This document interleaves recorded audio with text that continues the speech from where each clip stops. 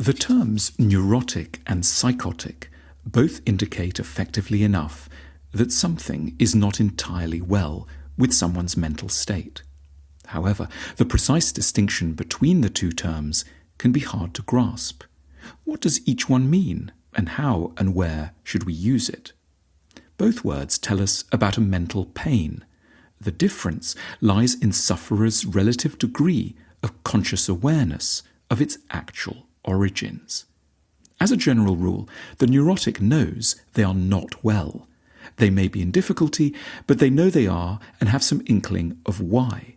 They can say in plain enough terms that they're anxious about their ex, or that they're depressed about their work, or that they're underconfident because of neglect at the hands of their parents. The distress may not be easy to budge, but its existence and causes don't need to be ignored.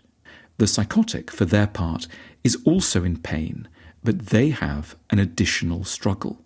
They're a lot further from knowing what's really at play in them, and this for a poignant reason. They're scared of their own suffering.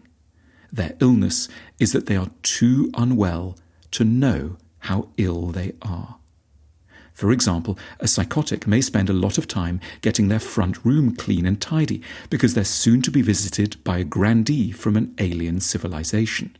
Their chief conscious worry is that they need to get more snacks and that the carpet has some stains on it. Deep down, a lot else is of course going on. The obsession with an alien who loves them is linked in complex but traceable ways to a parent who ignored them. The king of planet Kepler 2b is filling in for a missing caregiver close to home. In their psychotic states, our minds spin creative narratives that privilege what feels bearable over what is true.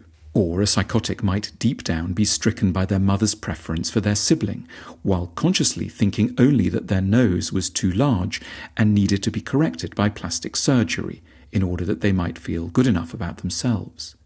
Or a psychotic might be highly anxious about forming a close relationship to anyone after abuse by a parent, while on the surface spending all their free time on an imaginary love story with a celebrity who could never know of their existence.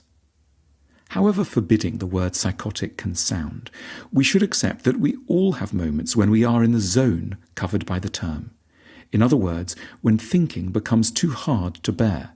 For example, when we hit the bedside table rather than register that we're sad, or develop a political grudge without understanding that we're furious with our father, or become sure the police is following us, as opposed to understanding our sense of guilt around an aggression for a colleague. With these two terms in mind, we might say that one of the goals of mental life should be not so much to be happy, that's a very hard task indeed, but to be, whenever we can manage it, slightly less psychotic and ever more neurotic.